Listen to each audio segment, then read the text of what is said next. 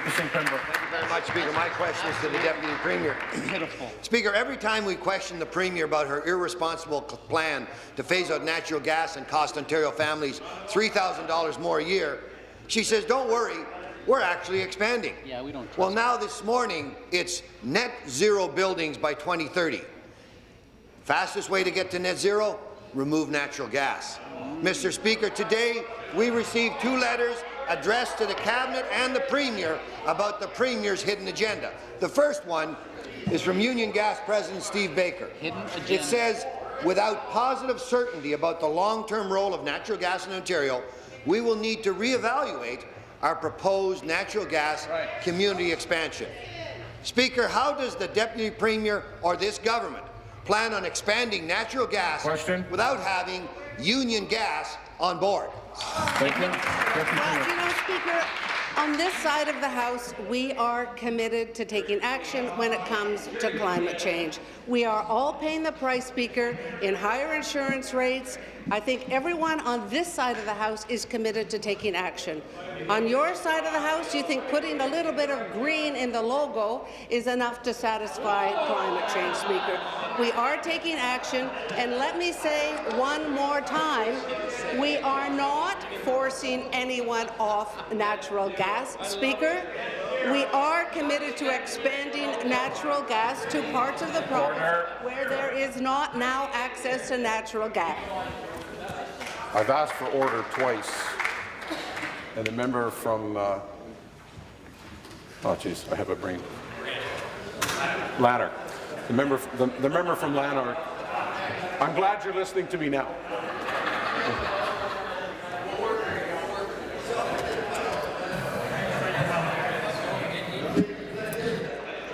Time's up for the question. Supplementary. Thank you. Back to the Deputy Premier.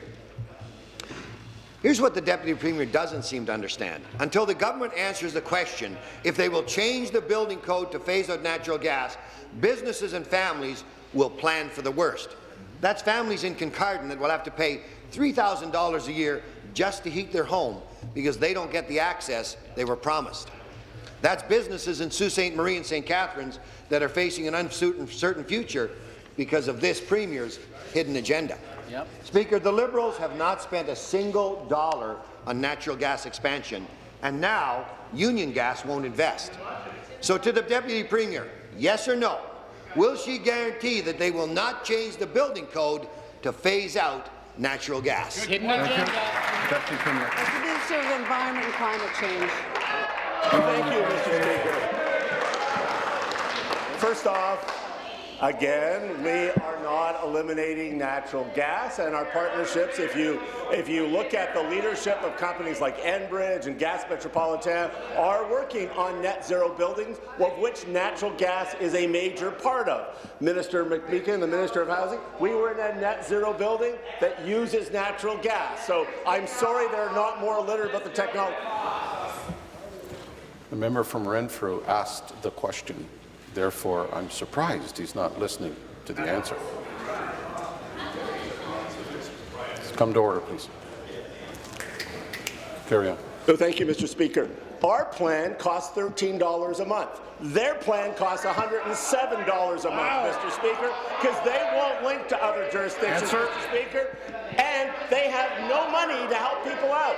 No money to help people retrofit their homes. What they're giving Ontarians, Mr. Speaker, is nada, nothing. They have no serious plan, but they have a way to jack up costs. Thank you. Final supplementary. They have a hidden agenda with hidden costs. The minister seems to think all this money they're going to give out just comes out of the sky.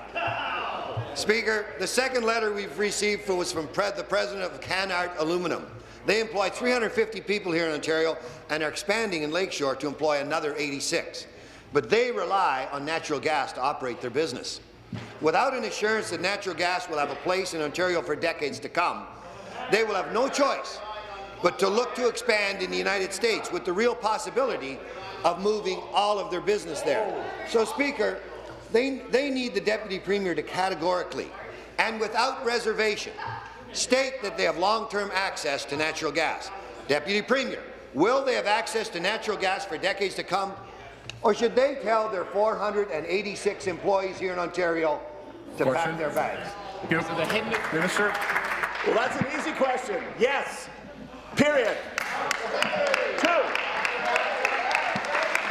We are working cross sectors, Mr. Speaker, on all kinds of exciting new technologies offered by Sifton Homes in London, Royal Park Homes in Barrie, who are building net zero buildings, including with natural gas. Nova Corporation, hundreds of millions of dollars in investment to do some of the most advanced cogen, low-carbon work. They just won a Minister's Excellent Award with natural gas, Mr. Speaker. I am sorry that the only plan they can come up with is to take $107 million from every Ontario family and cut every program for EVs, leave working families with no help to retrofit their buildings, cancel all the social housing retrofit programs. They will net zero and disable Ontario's working families, Mr. Speaker. That's what they give. Thank you.